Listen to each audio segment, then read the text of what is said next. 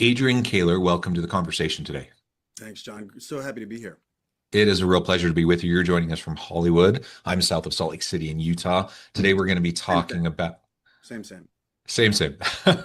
Today we're going to be talking about how to push through the fears of being a leader. There's really a lot to talk about in the world of leadership and successfully leading teams and self. And I think with that often comes imposter syndrome, often comes just the challenges and fears around leading people in teams. So we're gonna try to unpack some of that and explore and discuss that together today. As we get started, I wanted to share Adrian's bio with everybody. Adrian Koehler, the no-nonsense leadership engagement expert and senior partner at Take New Ground, is the go-to guide for fast-moving leaders. Dedicated to breaking through barriers, he spends his time helping entrepreneurs and enterprise leaders cut through the noise and create transformative outcomes. Adrian coaches executives globally, encouraging authentic leadership and fostering courage for meaningful change. Uh, his passion for human performance has led him to diverse contexts from Fortune 500 organizations to startups and healthcare, making Adrian a catalyst for real talk and impactful results. And I could go on. There's so many really cool things that you do, including your own podcast, the Naked Leadership Podcast, co-host of Raising the Bar, many awesome activities and various things you're involved in. But anything you would like to highlight before we dive on into the conversation? I just love talking to leaders. So if anybody's listening, thanks for being here. And you matter. And anyway, I'm with you. So Yeah, yeah, me too. Me too. I love talking to leaders. yeah, Love talking about leadership. Love talking. I mean, this is my jam, and I find it a lot of fun. Um, so let's maybe start with, if you're willing to be a little bit vulnerable, maybe any of the types of fears that you've dealt with. As you've found yourself in various leadership roles. sure. Um, and we can also go into the types of things you've seen as you coach Oh, and work with various other leaders, but let's start with those that you start felt. personal. Yeah, let's start personal. I mean, because I'm being conscious of the time here because I could talk about this for a long time. Yeah. So, I mean, what fears have I felt? I mean, I've kind of punched above my weight most of my career, and I've had four big, shifts. I've been doing this type of leadership coaching for 15 years. Before that, ran leadership trainings in prison with murderers. Before that, was a pastor for a long time, and before Mm, that, I was an ICU nurse. I came out of college thinking I don't want to be a doctor, but I'll go. I'll be in the heavy situations where people are on the brink and you get to be, as a nurse, you get to be the conduit for communication and help people calm down, help people survive, and then hopefully make good choices so they can get out and be healthy. So you're dealing with the epicenter of human crisis, and which is, it obviously generates a ton of fear. So what have been my fears? I mean, always like, oh, I don't belong here. That's a fear. Oh, I'm going to get found out. I'm a fraud. That's a fear. I'm full of it. Um, um, I'm underskilled. I'm underprepared for this moment. They don't know how scared I am. Um, what other fears? Um, yeah, I mean, just those big categories come to mind. I mean, yeah. if I think about it also, um, I'm thinking about moments in right now as I'm here, like the flashes of mine where I'm like in front of, I don't know, speaking in front of 500 people. And the back of my mind is like, if they knew what was really going on in my life or was also going on, not really, but also going on in my life, would I lose credibility? I mean, that's the whole imposter syndrome thing, is that I am uniquely messed up and other people wouldn't understand it and it would actually repel them away, which I think is the opposite of what is usually true. What's usually true is the more honest and vulnerable a leader is, the more honest and vulnerable they are with themselves, which is why I like starting here. I think it's a great place to start. The more humanity they can let themselves experience instead of trying to be exemplary, which was kind of the bad deal I made with myself. I'm not sure if anybody told me to be that, but I can't remember not thinking I better not make a mistake. Yeah. And just growing up in that context. So, it's like you can be, exemplary or you can be human. It's hard to really toggle between both, because you're going to end up being a fraud. if you're because you're not going to be exemplary. So what do when it's like the goal is to be perfect or to be exemplary, and people call themselves perfectionists, same thing. If the goal is that, then either you're going to feel disappointment all the time and then you'll start to hide out of shame, or you will take it out on other people because they're exposing you, right? So if you've got a team that's not perfect and your goal is to be perfect, but you're dealing with imperfect people as well, and you can't give yourself to that and own that, or like give yourself permission to not have it right all the time either. I'm not saying lower the standards. I'm saying let's be honest and then see what's needed to get things done instead of living in this fairy tale land. Then you're going to end up punishing people, and that's why lots of companies we work with have like huge turnovers because leaders, um, they know they're paid to generate results through other people. Actually, most leaders don't see it that way. That's what I try to convince them. Leadership is getting results through other people, and people are complicated. So if you can't put your arms around your own complications, you can't get close to theirs. And if you can't get close to theirs, then they're going to hide from you. They will hide from you out of fear because that's just human biomechanics or neuroscience. And that's where, so it's that dynamic, that relational dynamic, both with yourself and your own fears. And if you accept them, or if you actually see them as assets, because I would see them as assets, because whatever you're going through as a leader, or what you've been through, then most people hide the mushy stuff, or like the soft stuff, or the I'm doing air quotes for those listening. Um, they hide that stuff out of shame, like I shouldn't have felt that way, I shouldn't feel that way now.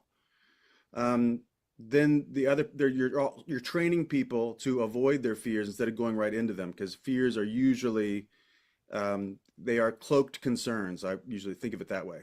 Like if I'm scared of something, it could that and if we feel that we shouldn't have feared, fear is an insecurity of ours, then we won't get to the concerns that the fear is probably representing to us intuitively. And so we'll run from it, and then actually we become fools instead of become wise. If that makes sense. I've gone on a while here, so I'll shut up for a second and let you ask any kind of interjecting questions. Yeah, no, I totally agree with everything you just said. I think it's an interesting thing. I think society, the media, lots of past examples all tell us, we kind of have this like archetype of like the great man, kind of theory of leadership, right? Of if you have to Yeah. be this stoic, exceptional person in order to be a leader. And so don't show your flaws. Don't you dare ever show weakness. Right. And it's just not real. Like nobody is No. like that. Like everyone has their own stuff, their own baggage, Yeah. their own certainly their own fears, their own insecurities, all of that. Like we all do, and everyone knows it. Yeah. And so if you're standing up there in front of folks and you're pretending like you have it all figured out, Yeah. like everything's fine, like I don't know, I don't think you're fooling anybody. And then No. if you're trying to like develop trust with people, which you need because business runs on relationships and relationships are built on trust. Like if you're trying to like build trust, you can't do it if everything's built on this facade of false, of this false strength. So Right. it doesn't mean you have to like be I mean appropriate vulnerability, right? You don't have to like unload on everybody. You don't have to like share your whole life story with everybody, but like just being real with people and just letting people understand and know like it's okay that like if I'm standing up in front of people, 500 folks in an audience, it's okay to not pretend like I'm perfect, to Yeah. to not pretend like I'm completely comfortable and like it never makes me uncomfortable to be in front of people. If I'm talking about something, you know, you said, you've had a variety of different past lives in terms of careers and nursing and being a pastor and all these different things, like all these different things that you've done, right? It's okay, to allow those things to creep in to how you convey and portray yourself to your teams and the people that you're talking with and even share examples of things that didn't always go so well. Like that's all okay. And Yeah. in fact, usually it helps you build credibility Right with on. the people you're talking with, because then they see that you're real, you're authentic, and you're not trying to pretend to be something you're not, right? Yeah. Well, a couple main things from that. I think that's all very wise. First off, if you are putting on a show or like living a persona that you have it all together, that's obviously it's training people that they can only say all the good stuff. And Yeah. it's less and less safe when you're young on the way up. It's more tempting, I think, to kind of put on a show because you want to, if you do this and you look this way, then you'll get the promotion or whatever. It's kind of safer up there. At least if you've been there for a long time, and if you've been performing well, meaning like generating results well, you've got some more room. But if you're not sharing the struggle, or you're not sharing the hard days, you're not, or even empathetically, like tactical empathy, what Chris Voss talks about, like, because if even if I'm not feeling the pressure as the leader, but I know the people are, it's like to even say I know we're all feeling pressure right now. Yeah. Like that's tactical empathy. You're giving them permission to feel something, because any of these feelings aren't enemies unless we deny them. So so if I can put language to my experience, then I actually am the person in the room versus me trying to be someone else than myself. Does that make sense? So you're kind of training, if you're not being vulnerable, you're training people not to be vulnerable. And that's not a good idea, because when things are going bad, if I feel like I can't share that with someone, it will get worse. Yeah. So you're training your worst behavior, number one. Number two is, this is why it's one of those, catchphrases, it's lonely at the top. And everybody bought onto that. Like, it's lonely at the top. Yeah, why is it lonely at the top? It's lonely for, first off, objectively, nobody maybe is shouldering what you're shouldering. That's true. Nobody maybe takes as much responsibility. That's true. That's great. But I don't think that's why it's lonely. I think it's lonely because we make it lonely. We don't share what's really going on with us, and not that we share with the whole team or something, but to have at least somebody on our team that's a confidant of ours, and I can actually be seen. Otherwise, if I'm living a mask, and then if I win, the mask gets the credit. If I lose, the mask gets the blame, and there's no me here, right? It's Hmm. just this persona. So that's a little bit of the suffering in leadership, is the risk taking. And as you said, which I love, it's like the more vulnerable you are, it is an asset. Well, it depends on what kind of culture you want to build. I guess that's the question. If you want to build one of trust and camaraderie, then being vulnerable is a way to do that. If you want to build one where it's like we're here to work, and I don't want to be your friend, you don't want to be my friend, and then we're just tools, and you're also a tool into yourself, then go at it. But you spend too much time at work to like really not have any love, not have any forgiveness, not have any connection, not have any dependencies, not have, I mean, just a big part of life. I mean, and a lot of people give up on it out of bad experiences or bad leadership in the past. I understand. Um, but it's good to think about, okay, what could I be sharing about that would draw people in? What could I be sharing about that would be a gift to them? Because every leader ought to have like 5 or 6 stories in their back pocket about when they screwed something up, and then what they did about it, because that's how you really train people. Hmm. Hmm. Yeah. I hope we all have stories we can share, from past experiences, maybe we've observed, from leaders we've had, both good and bad. Like those are gold, stories we can share of experiences we've had, of role models, good role models, also kind of those funny stories we've had, Yeah. of, not great examples of leaders that we've had. Those are fun stories to share. But it's great when we have our own stories that we can also share, but it can come off as braggy or humble braggy, if we're talking about our own like great successful stories. So it's that really vulnerable piece when we can share our own, you know, missteps Yeah. along the way. And nobody expects us to be perfect, like we all fumble. I mean, most people who find themselves in leadership roles weren't like trained in leadership. Like you just all of a sudden find yourself thrust into leadership roles, right? And you're just trying to figure it out. And usually you're just basing what you do off of what you've seen other people do in the past. Yep.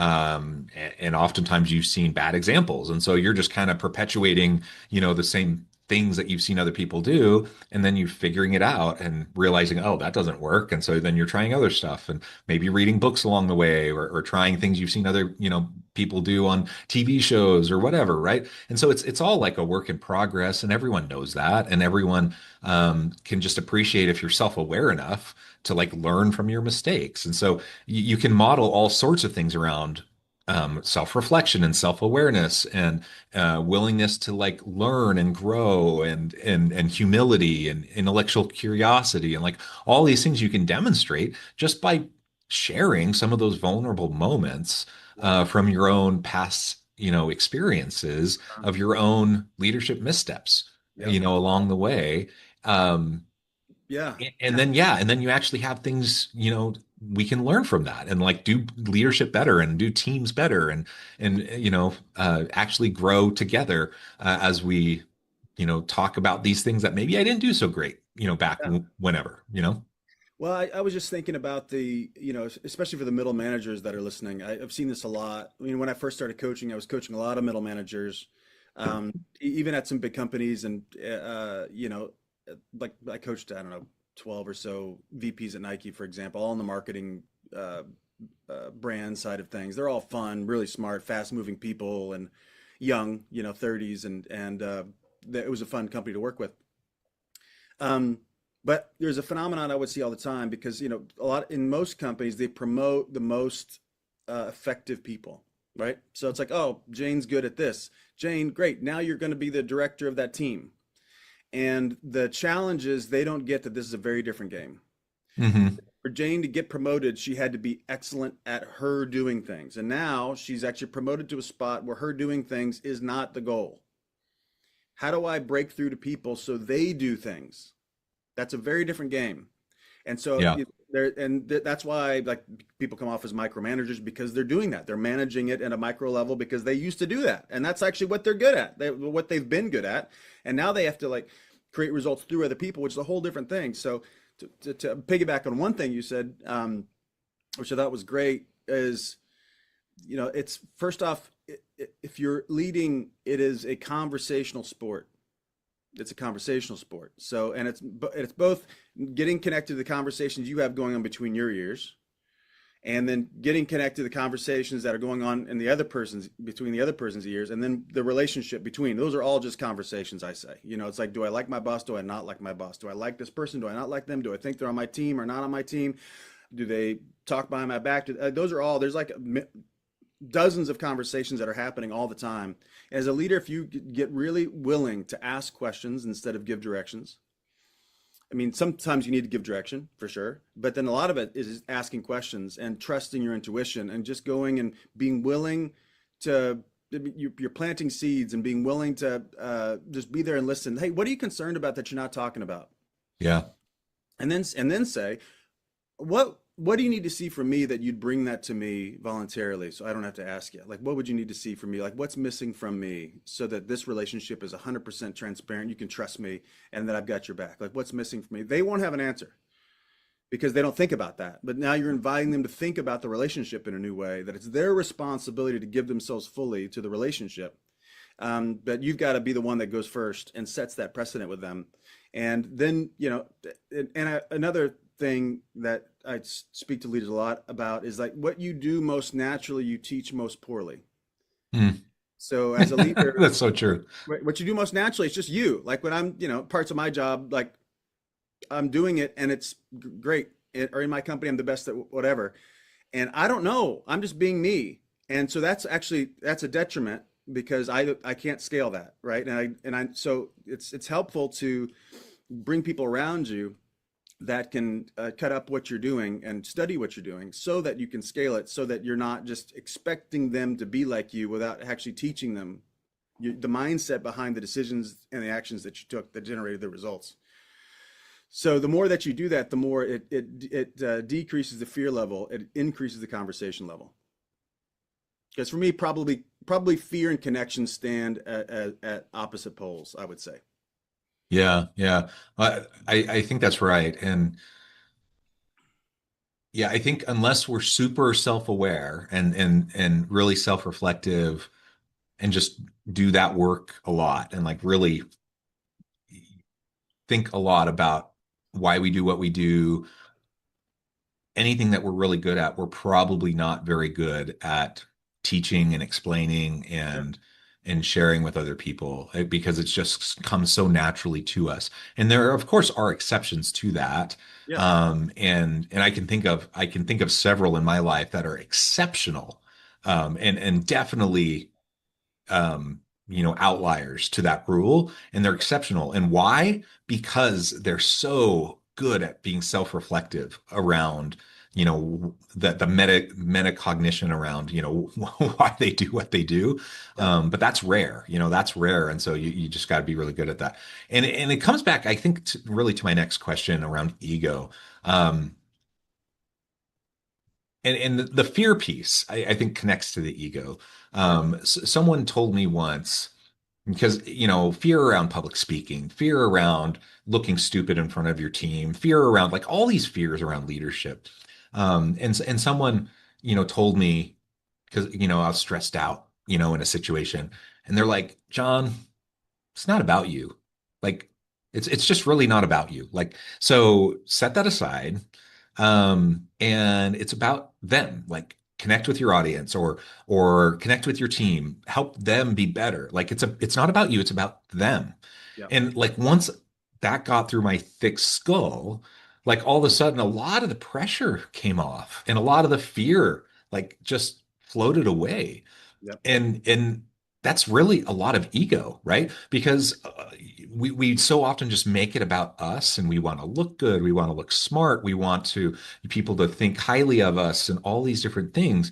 And there's nothing wrong with wanting to be good at what we do, and for people to think well of us, and to be good at our jobs and all of that. But there really is an ego piece, a lot of times, to the fears that we feel. And that was one of the best pieces of advice that I ever got, is to just like let it go, John. Like, it's not about you.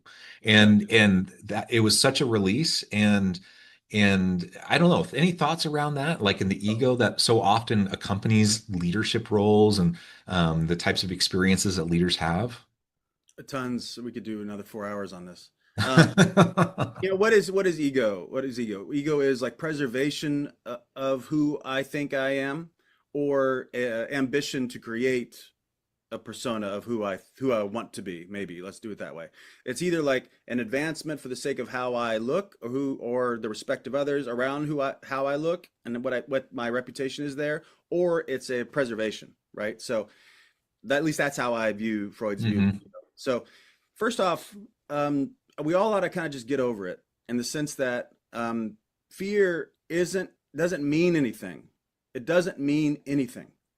I mean, what it means is up to me. Like, I'm scared. I do this all the time. Before I jump into any kind of trainings or whatever I'm doing, I will be scared. Now, I can make that mean that I am a fraud, and I'm going to screw it up, and today's going to suck, and they're going to regret the money they spent, and blah, blah, blah. If I want to make it up that, or I could be nervous because these people matter, and the conversation we're going to have matters. That's why I'm nervous.